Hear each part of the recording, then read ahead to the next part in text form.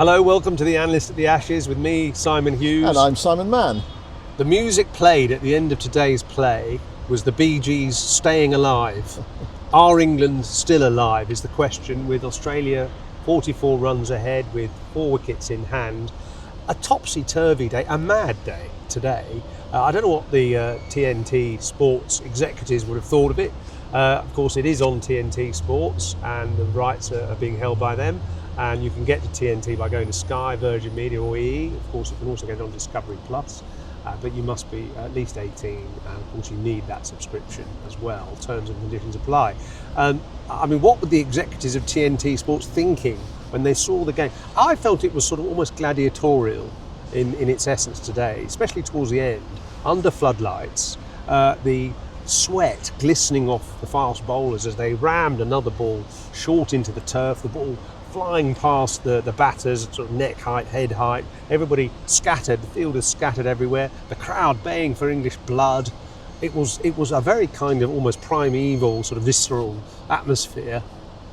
Probably you quite liked it, did you? Was it fun to commentate on? Yeah, it was. This is the Gabba, isn't it? Yeah. This is the Gabba where England come to be slaughtered. Is it all over for England? What do the odds say, Yoz? Well, the Betfair odds tell us that at the beginning of the day's play, when obviously England had 1 wicket left, Jofra Archer and Joe Root could have put on another 30. As it turned out, they only put on 9. But at the start of play, Australia were 55% chance of winning and England 39. So it was sort of, even. At Australia 190 for 2, and we'll come to how they got to 190 for 2 in a bit. 190 for 2, Australia 71, England 23. So, certainly in Australia were making inexorable progress towards a chance of victory, and then by the end of the day, when that 7th wicket pair of Alex Carey and Michael Neser put on 44, 378 for 6, it's now 80 to Australia and only 17% chance of England victory. So chances have receded. I mean, I still feel there is a sort of glimpse of a little glimmer of hope if England can get those last 4 wickets quickly. But I've been saying if constantly, and it hasn't quite delivered. My feeling is we've seen this before in Australia. Yeah. And we know what happened when we've seen it before, which is that Australia go on to win the game. And look, if England get out of this one, it'll be they'll have played extremely well to escape from this situation. It's 44 at the moment, doesn't feel a lot, but they have got 4 wickets left, and they've still got Carey and Neser together. And lots of drinking has gone on, as you can probably hear in the background there. The beer barrels being replaced. The Aussies were loving the entertainment this afternoon. Yeah, I mean, and the Barmy Army as well. Well, it was 10:30 at night, but it's still pretty noisy around the Gabba. And real buzz around the ground, because if you're an Australian supporter, that was a fantastic day's cricket. I mean, you really got your money's worth. That was an absolutely wonderful day's cricket. But it's going to be really tough for England. They've still got 4 wickets left, as we know. They've got a lead of 44. So, conservatively, you'd think they're going to get a 100-run lead. And that really puts pressure on England's second innings batting. Definitely. And it's not been that stable, has it? It's been fallible already here in Australia. We asked the question last night, didn't we? What was 325 for 9 worth? My feeling was that England had missed an opportunity, and I think that was borne out by today's play. The pitch was pretty good, not perfect, and Joe Root was saying after us tonight that he feels that as the game goes on, it'll go a bit uneven, and it could be quite tricky to bat in the 4th innings. The problem is, what are Australia going to be set in the 4th innings, if indeed there is going to be a 4th innings? So that's the problem ahead for England. You can see a path towards an England victory, but it's a very rocky one, and there's a big drop down there as well. They're going to have to go up the side of the mountain and somehow negotiate that, because they are so far behind in the game. What the odds say, Australia have a sort of 4 in 5 chance of winning, and have a 1 in 5 chance of winning, and that's kind of how it feels to me. We have seen this before, and Australia generally speaking, don't let teams escape, and they don't let England escape.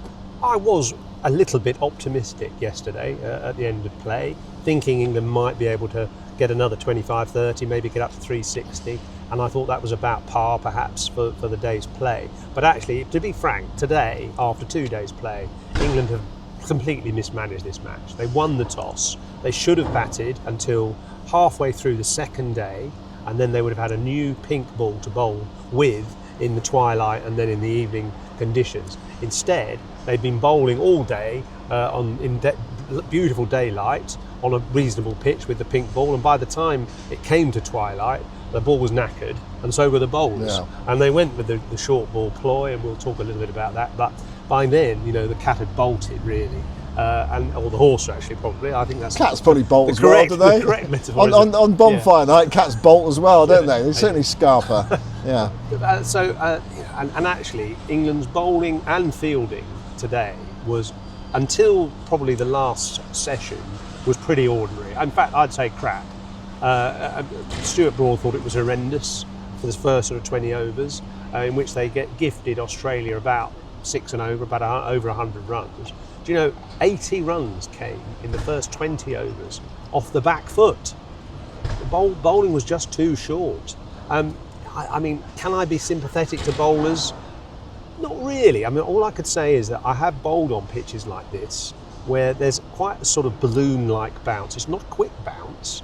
If you dig it in a little bit short of a length, it sort of sits up, especially if you're a tall bowler, it sort of sits up, and these guys are just so good at pulling and cutting that it's a waste of time. And then what happens, when you see them pulling a ball, which perhaps on another pitch might have been a bit short and would have skidded into the pads or the knees or something, on here it just comes up to a lovely waist height, and you can pull and cut with abandon. Then what you do is you try and kind of get the ball a bit fuller, and you end up overcompensating and bowling half volleys. And I sort of tried to understand why it happened, but these are professional bowlers. They hadn't bowled for 2 weeks in a match. It's hard. I think it's hard when you've got this level of batting opposition, and the crowd absolutely egging their batters on. It's hard to get that rhythm and that momentum, especially if you lose it early on. If you go for a few runs early on, it's very hard to drag it back. Well, and it just the cat got out of the bag. Yeah, that's a better metaphor. Yeah, it was a really punishing first session for England. First, they lost that wicket, 9 runs added. Even that I thought was, I don't know. I mean, you got a number 11 there, but he's not really a number 11. And actually, Jofra Archer batted really well the night before. Look, what were Australia trying to do? They were trying to get him caught on the deep back of square leg boundary. What did they do? They got him caught on the deep back of square leg boundary. Root at the other end, 130 not out. The other end, 138 not out. I just wonder whether they could have played that a bit more cannily. Yeah. Anyway, so that was in a way. Anything today was a bonus after last night. They put on 70 for the last wicket, and that gave England something, didn't it? It gave England some runs in the bank, 334. But I thought that was kind of like a poor start to the day. And then by lunchtime, I mean, you suddenly felt, hold on a second, you could see a part of this game being over. I know that sounds kind of like a ridiculous thing to say, because you can get back in a game of cricket, and they still might, but 130 for 1 off 21 overs, I mean, that was a statement from Australia, but it was also a statement from England as well, in a way. They just weren't on it at all. No, and I must admit, I sat with 3 Australian fast bowlers today: Glenn McGrath, Damien Fleming and Jason Gillespie, all part of that sort of brilliant Australian side of the late 90s and early 2000s. And they were slightly, occasionally, not in a kind of malicious way, slightly guffawing at England's attempts to try and curtail the run scoring. But then they were saying quite, sort of savvily, why do bowlers not have the patience that those guys, especially McGrath, had? We can't really answer that question. Bowlers don't seem to be happy to just plug away on a length, and just be patient and wait for a batsman to make a mistake. If they bowl a couple of maiden overs, they go to some different ploy, or the batters, play some kind of shot. I suppose because batters are more aggressive, bowlers think, they'll get out in a minute, almost whatever I bowl, and perhaps to tease them. But bowlers don't seem to have that level of patience. Is it kind of the modern life, short attention span? I don't know, but it feels odd that you don't get those McGrath type bowlers. And obviously he was an exceptional bowler, but you don't get many bowlers like that who are happy just to nag away on a length anymore. Do England have lots of those bowlers in their attack, or are they kind of hit the pitch bowlers, Archer, Castle. Gus Atkinson is one of those, and I thought he would bowl well today, and he started well, and then he seemed to start trying to pitch it up too much. I thought he would be the right bowler for this pitch. Gillespie used to bowl well here because he sort of kisses the pitch, and one of the reasons Stark is good is because he doesn't ram the ball into the surface, he sort of pitches it up a bit fuller. In fact, why don't we hear from Steven Finn, who's one of those tall bowlers who comes from a height and digs it into the pitch. He's part of the TNT commentary team, and let's get his take on why the English bowlers weren't able to sustain a line and length early on. Yeah, I mean, they definitely did bowl too short, but there are sometimes reasons for that. I don't think they were intentionally bowling too short. I think sometimes there's a big difference when you're a tall hit the pitch bowler like I was. You want to bowl the ball with intent, and therefore your length is naturally a touch shorter. And then when you try and go full, sometimes you float it up there, and it's a lot easier to drive when you float it up there as opposed to bowl it with intent. And I think that's where England found themselves, that when they did bowl the ball with that zip, it was the back of a length, and then when they tried to get it that bit fuller, it just didn't have the same zip on it. So that's the reason I think that these hit the pitch bowlers have struggled to find that length in that first ball. There was also a stat that came up just a few minutes ago that England only bowled 20 balls out of the 60 overs, so about 360 deliveries that would have hit the stumps. Now, often more is made of that, perhaps, than is really kind of relevant. But perhaps, it's interesting to see a couple of wickets falling there to balls which are keeping low and things, so maybe they did get that part of it wrong. Well, I think you have to have the intention to hit the stumps, but I think it's very difficult here at the Gabba in particular, and Perth is very similar, where you have that extreme bounce, that you have to bowl the ball really full in order to allow it to hit the stumps. Ben Stokes' delivery to Inglis kept low off a crack. Had it not hit that crack, or had the crack been yesterday, that might have gone over the top of the stumps, as we saw when Will Jacks came to the crease. So, there are a number of mitigating factors within there, but on reflection, you will definitely look at this day as though they could and should have challenged the front foot more. So interesting hearing Steven Finn's view of that. I mean, trying to be sympathetic, but in the end, England's bowling just wasn't good enough, and they were always, dragging it back, playing catch-up as the day wore on. Australia gave them a few chances. But I found that period of play kind of odd when Smith and Labuschagne were together, and then Labuschagne got out. And then there was a sort of strange period of play where Cameron Green and Steve Smith were in, and England just reverted to that leg theory ploy. And this is our Betfair exchange today. Why did they just go to that bang-in leg theory, bounce every ball, fielders scattered in all directions? Why did they go to that? Because the trouble is, it's all very well, it might control the scoring a bit, although actually the evidence is suggesting it didn't in this particular case, because Australia was still going at 5 or 6 and over. But also it removes two types of dismissal from the scenario. You can't bowl anyone, and you can't get anybody LBW if you're bowling that kind of stuff. Now, I mean, Bryden Cast did do the sort of bluff to Cameron Green in the end, who backed away so far that he couldn't reach the full delivery, the 21st ball that England bowled all day, which would hit the wicket. He couldn't reach it, and he got bowled. But that was a rarity. 21 out of how many at that 21 point? out of 380 deliveries bowled by England up to about the 64th over would have hit the wicket. Okay, so you don't always look to hit the wicket when you're an opening bowler. You might look to bowl fourth or fifth stump and get people caught behind. But the modern trend, actually, led by people like Stuart Broad and others, and Jimmy Anderson, is to bowl wobble seam and try and aim at the top of off stump. And that brings in lots of different dismissals. It brings in LBW, bowl, and possibly potentially caught behind as well. So it seems like when bowlers go to that short pitch ploy, they've only got one version of dismissal, caught, basically. And if you can't catch, it's pointless. How much is it to do with the ball? That's a good question. And the surface as well.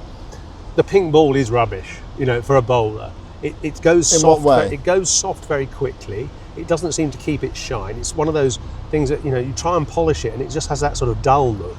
So it never swings. The seam, goes very soft and flat, so it's never going to move off the pitch. It sort of feels fairly horrible in your hand after 20 overs, and it does absolutely nothing. So you feel kind of a bit demoralised as a bowler, and you think, well, it's not going to do anything off the pitch, it's not going to do anything in the air, I might as well go short, because at least that way I can potentially control the scoring a bit. Unfortunately, Australia were able to hook and cut and drive occasionally and still kept the scoreboard moving. Yeah, I mean, it did lead to a couple of wickets, didn't it? It led to the Cameron Green wicket. I mean, it was a bizarre dismissal. Shades of Ollie Robinson right at the end of the last Ashes series, and actually shades of lots of one-day internationals in the last couple of overs, isn't it? Where batters give themselves some room, say, to open up the offside and get bowled sort of stretching for it. I mean, it was actually a good piece of bowling from Bryden, because it was the first ball that he bowled full, wasn't it? Everything else was short, and Cameron Green was just expecting it short. And then, of course, in the same over, Carey was dropped in the gully by Duckett. That was probably the softest chance that England dropped, but in a way that worked in their favour, because he then got a single and got Steve Smith on strike, and he was caught from the short ball. So suddenly the short ball tactic worked, but it felt like, I don't know, not it was too late, because England, those 2 wickets brought them back into the game. Australia was still 40 runs behind, and they got another wicket as well when Inglis was cleaned up by Ben Stokes. So actually they actually took 2 wickets today bowled, didn't they? Even though they didn't bowl at the stumps very much. But that suggests they should have done more then. Well, yeah. Because there is a little bit of low bounce that is creeping in. It's the pitch is cracked. There's a few little sort of hairline cracks on it, and occasionally that can make the ball die low. Also, the odd one bounces up and hit the gloves and hit Steve Smith on the elbow. I sort of just feel it's a bit one-dimensional. Yeah. That ploy of only going short. But to give Cass particularly his credit, my goodness, he kept coming in. He kept running in hard and bowling and bowling and bowling and keeping his pace maintained and keeping his optimism. He never shirked. I mean, that is one thing that you have to say. But I mean, overall, I don't know. I mean, on a pitch like this, you feel like you need to get a first innings lead, and that's already gone. Yeah, well, Australia are going to get a reason. Well, they've already got a reasonable one. It could be a sizeable one. Something that we talked about in our preview podcast, and I'm not saying this in hindsight, because I said it at the time. I liked England's 5 seamers in Perth. Yeah. I liked the fact that they were always at you. And one thing I noticed this evening, that was a very tired England bowling attack. We had 1 over of spin, so 73 overs, 72 overs of pace, and they looked tired. And you just looked around and thought, I'm sure Stokes would have thought that. Wouldn't it be great if we had a 5th seamer? And because they didn't pick Josh Chung, so they went for Will Jacks, they went for their extra batting, and that kind of helped them a bit yesterday, because there was that partnership, but he didn't really go on. He did take a brilliant catch today to get rid of Steve Smith, which was valuable. On the other hand, Josh Chung, part of a collective 5, might have been able to keep the pressure on Australia. It meant the bowlers were a bit fresher, so they were able to sustain that attack for longer and therefore restrict Australia. So I thought just stick with 5 at Brisbane, and Australia went with 5, and they left out Nathan Lyon. That's been criticised, but look, Australia are in a winning position in this Test match, and if they go on to win the game, then to me, the leaving out of line is fully justified. Okay, you could say that England frittered their wickets away against Australia's 5-man pace attack, whereas generally speaking, Australia made England work much harder for their wickets, not perhaps the Cameron Green one.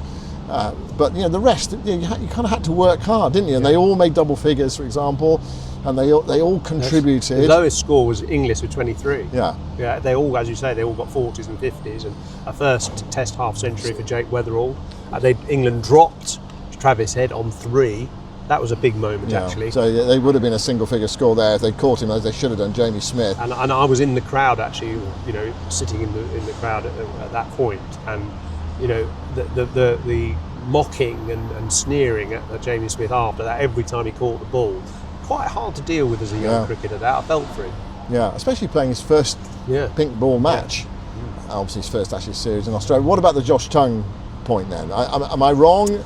No, not necessarily. People say, people have this thing. People say this thing, don't they? Say if 4 seamers can't do it, that 5 seamers won't. But actually, I don't think that's true, because it keeps the pressure on. And there are times with 4 seamers when you can't just rotate them and keep them fresh. You are looking round for another one. Anyway, it's a it's not a very nice tactic, is it? That relentless pace all day, but then Gets you an over 8 fine. Of well, course. but England are going to have England They're gonna have a fine way anyway. behind on their over rate anyway. Yeah, I mean, they only bowled one over a spin, Yeah. so No, I think you have a point. I'm not going to argue with you. I mean, it's easy in hindsight. I know you said it before the game.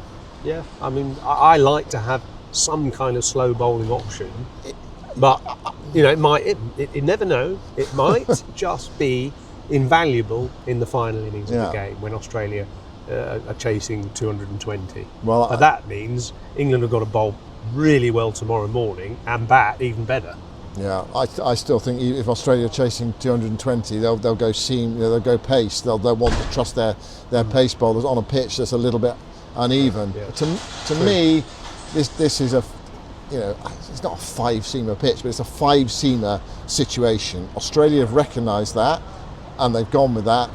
Okay, as I said just now, England kind of helped them out, because you look at some of the wickets that they lost. They just, I don't know, half a dozen wickets possibly frittered away. And encapsulated the difference in the teams, I suppose, and the kind of balance of power in the match is that Australia have taken some brilliant catches in the England innings, and I can't remember a drop.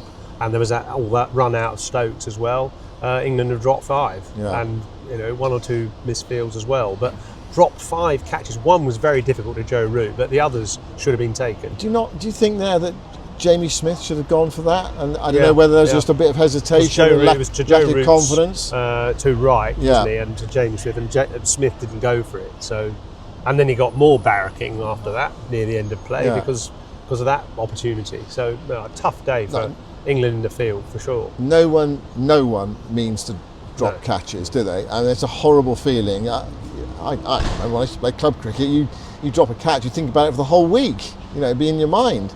But so some of those catches didn't cost them loads. It cost them a little bit, but it just chips away, doesn't it? And when you drop Travis Head on 3, when it's 15 for 1, or it would have been 15 for 1, it's such a lift, isn't it? It's fantastic. And he got out in the end for 30, but by then your sort of morale is just dipped a bit. Well, it was 30. It would have been 30 for 1. It was 77 for 1. So it's that that's significant. You're advanced, aren't you? That, and of course, Carey was dropped. Yeah. Sorry, Nisa was dropped, wasn't he? He's still there with power to add. Carey was dropped twice. He benefited from the Duckett one, the looped one to the gully, which should have been taken, and also the one that Smith didn't go for and Root dived away and just got a little hand to. So there's still batters out there who can profit. I say it didn't cost them much, but actually there's still batters who could profit. Listen, we've got to go because it's very late at night and there's a lot of clanking going on in the back, and I have to apologise for that background noise. People clearing up after the day's play. I think we've got to finish here. You've got one more point to make. It's a question for you. Do you see any way out of this Test match ring? What is England's course to victory? You've got to think that you can do it by taking those final 4 Australian wickets for the maximum 40 runs. So that gives Australia a lead of 100, or say 90, say 80, 90. And then you've got to bat, and get 350. And Australia have got 370. So why can't England get 350? If they get those early wickets tomorrow, they'll have a nice morning, well, it'll be afternoon, but they'll have a nice day to bat, and they won't have to face the new ball under lights or in the twilight. They'll have a nice daylight to bat against the new ball, and when it's twilight, the ball will be old, as England found today. Very hard to utilise that. So that has to be England's game plan. They must take those 4 quick wickets. They've got a new ball they can claim, early in the morning. Yeah, 7 overs to the new ball. So that will help. And there's a couple of sort of number 11s in that Australian lineup, so they're just going to break this partnership really. And they've got to bat, and they've got to bat long to give the bowlers a bit of rest and give them a decent lead. What sort of lead do you think would cause Australia some problems? 250, 300. Well, you're asking England to score 350, 400 in their second innings, aren't you? Yeah. Yeah, well, stay in, please. All right? And if they don't, then the Ashes are gone. And Betfair's ratings on the Ashes chances at the moment, Australia 86, England 11, and a drawn series 5. Well, that feels about right, doesn't it? Not good. No. But tomorrow might be a different day, and I have to. Listen, we're out here for the whole series. We have to hope that England can turn it round. And Stokes is a man with deep passion and desire. Can he instill his troops to just do something a bit better than what they've done so far? You say England have to turn it around. It's going to be a long old series if it goes 2-0. I said, we've seen this before so many times in Australia. It's happened on the last 3 tours. This time it was supposed to be different, wasn't it? Or at least I think there was a feeling it could be different. And you look at the two sides and you just feel, is this Australian side sort of 2-0 better than England? And 2 sort of thumping victories better than England? Well, they played the better cricket so far, but I think that's the frustration, is that there is that ability in this England side. It's not a particularly good Australian side. This current side in this match is not particularly good, but England have played below par, Australia have probably played about par, and therefore they're in front. Yeah. Well, and credit to someone like Jake Weatherall today playing his second Test match. We haven't given Australia enough credit because they made England work. Smith, Labuschagne, Weatherall, even Cam Green. They did what Australia do, don't they? Yeah, exactly. They got stuck in, yeah, and they left the ball. Labuschagne actually left the ball. He recognised when Jofra Archer came back on that he was the danger man. He left it. He didn't get drawn into having a swish outside off. He left a few.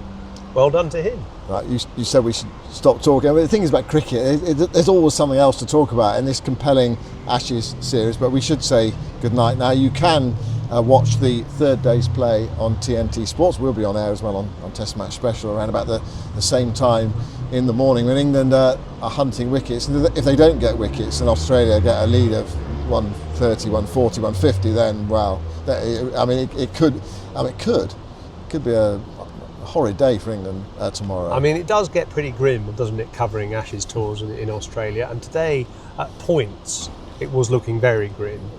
Let's hope it turns around tomorrow. 4 a.m. start on TNT Sports in England. Stay tuned for it because it won't be boring. No, that's one thing this series has not been so far. We've only had 4 days cricket. I know. 4 days and already cricket. Australia have got a couple of fingers on the urn. Yeah, they have.